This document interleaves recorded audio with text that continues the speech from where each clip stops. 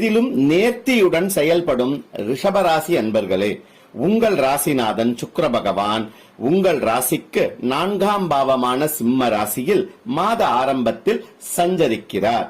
எனவே வீட்டுக்கு புது பொருட்கள் சேரும், வண்டி வாகனங்கள் பழுது பார்க்க நேரிடும், பெண்கள் ஆதரவாக செயல்படுவார்கள், தாயாருடன் இருந்து வந்த இறுக்க நிலை மாறும், மாணவர்கள் படிப்பில் சற்று கவனம் செலுத்த வேண்டிய காலகட்டமாகும்.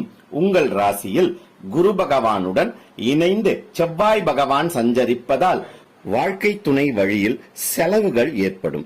தொழில் கூட்டாளிகளுடன் தொழில் நிமித்தமாக வெளியூர் வெளிநாட்டு பயணங்கள் ஏற்பட வாய்ப்புகள் உள்ளன.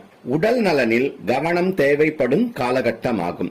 லாபஸ்தானமான மீன ராசியில் ராகு பகவான் தொடர்வதால் உங்களுக்கு தொழில் மற்றும் வியாபார ரீதியாக லாப